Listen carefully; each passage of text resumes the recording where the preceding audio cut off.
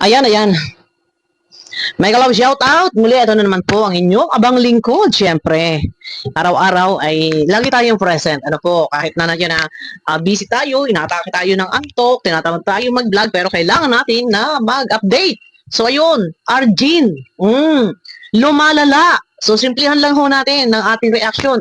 Arjin, lumalala. So, pray for Arjin. Kasi lumalala ho ang alin. Alam nyo na, Arjin, wag mong ilaglag ang sarili mo. No? Kababae mong tao, kadalaga mong tao, wag mong isadlak sa ka-issuehan ang sarili mo. Ano? Alam mo naman, marami ang mga magi-reaction, marami ang aalma, marami ang maiinis sa, alam nyo na, yung mga pautot ni Arjin. Ito ba, ay makakabuti para sa iyo? Kadalaga mong tao, kababae mong tao, bakit ang hilig mo magpasaring, mag-post? Ano ba to? Kasiraan ba? Sino ba ang kalaban mo? Ano ba? Sino ba? Sino nga ba? Pinsan mo? Sino ba pinahasaringan mo? Sino bang alam na ng ating mga minamahal na viewers yan. Lumalala. Bakit?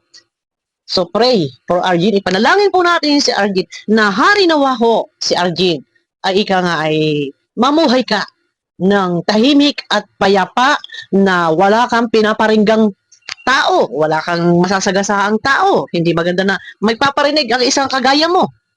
Na kung tutuusin ay wala kang dapat problemahin, wala kang dapat issuehin dahil unang-una, ikaw naman ay hindi na binablog na kung sino pa man vlogger, tahimik ka na, wala ka na sa kalingap, so ano pa ba ang mga kaproblemahan? Ayun nga sa iba, di umano nga ay di umano'y may galit ka kay Carla at di umano'y may boyfriend. Bakit gayon? Sino ba talaga ang iyong tinutukoy? Nanay Hansel, sorry. Si Nanay Cynthia nag-comment na doon. May post, may comment pala kay Kuya July. Ang akin lang, wala ka na naman dapat problemahin sa sarili mo. Unang-una, ano man meron, ang kapwa mo o ang pinsan mo, ay deserve niya yon. Maraming nagmamahal sa kanya, maraming sumusuporta sa kanya dahil sa taglay niyang kabaitan, sa taglay niyang kasimplihan, sa taglay niyang marespeto, magalang. The way magsalita, napaka-smooth spoken, deserve ni Carla na siya ay suportahan, mahalin. Di ba? At i-bless. Deserve niya na makatanggap ng samot-saring blessings. Okay? Ako'y taka. Bakit maraming galit sa'yo? Bakit maraming naiinis sa'yo? Bakit maraming nag-reaction sa'yo? Tanungin mo ang sarili mo, bakit nga ba? Ano ba ang dapat gawin para walang magalit, walang mainis at walang mag-reaction? Tanungin mo ang sarili mo, ano ba ang dapat mong gawin? So, ikaw pa rin ang makakasagot niyan. Mga bagay na hindi dapat gawin, isang halimbawa, magpara-post-post, parinig, pasareng. May taong pinatutungkulan. Sino yon? Name drop mo, diretso. Okay? Kapag ginawa mo yung mga bagay, tanungin mo nga ang sarili mo, bakit may nainis sa'yo? Bakit may nagagalit sa'yo? Bakit may nag-reaction sa'yo? Ikaw makakasagot niyan. Kapag tinanong mo ang sarili mo, ay, oo nga, hindi nila maiiwasan, hindi ako reactionan kasi nagpo-post ako. Kasi may mga pasaring ako. Ganito. Siguro hindi ko na ito gagawin para hindi nila ako ma-reactionan, hindi sila magalit sa akin. Para i-bless din ako ni Lord. Ganun ang gawin mo.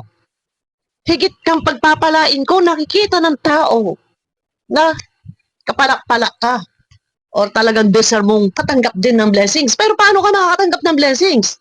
Kung meron po at galit na naghahari sa iyong puso para sa iyong kapwa. Di ba?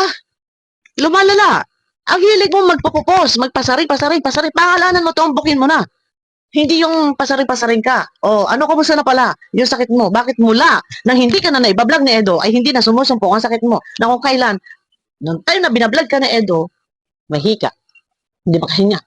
Buhat-buhat na Edo, sinugod sa ospital. Ang akin lang, eto nga, lumalala, pilitin mo makagawa ng mga bagay na kapupurihan ka. Mga bagay na hahangaan ka. Bagay na makakabuti para sa'yo. Bagay na makakaani ka ng blessings. Ano yung mga ganong tipo? Hindi yung gumagawa ka ng bagay na may magagalit sa'yo, may maiinis sa'yo, may mag-reaction sa'yo. O, di ba? Lumalala. Pray for Arjun. Lumalala. Sana, Lord, hipuin mo ang puso ni Arjun na huwag na siyang magkaroon ng puot at galit na naghahari sa kanyang puso. Meron pa bang inggit? Ay hindi ko alam. Ikaw lang ang makakatulong sa iyong sarili. Huwag mong hayaan na malunod ka sa sitwasyon na kung ano man yung sumisiksik sa isip mo, kung ano man yung puot at galit na nararamdaman mo. Kung ito man ay may halo pang kainggitan sa kapwa, sa pinsan, o kung kanino pa man, tulungan mo sarili mo. Bata ka pa, dalaga ka, pilitin mo makagawa ng tama, na sa ganoon naman ay i-bless ka rin ni Lord. Ang blessings, hindi po yan hinihingi. Kusa po yan dumarating kung ka-bless ka. Okay? Pray for Arjun na sana'y hipuin ng Panginoon ang iyong puso. Ano? Makontento kung anong meron.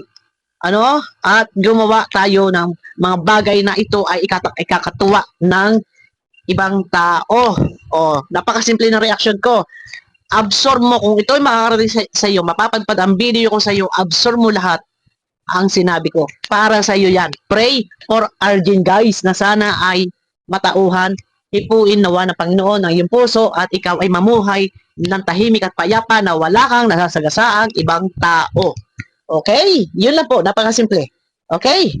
Abangan nyo ako guys sa aking next video. Mamaya premiere po tayo. Abangan nyo ako sa aking next video. Mega love shoutout po sa inyong lahat. Pakiclick ng thumbs up guys at maraming salamat po. Okay? Bye bye po.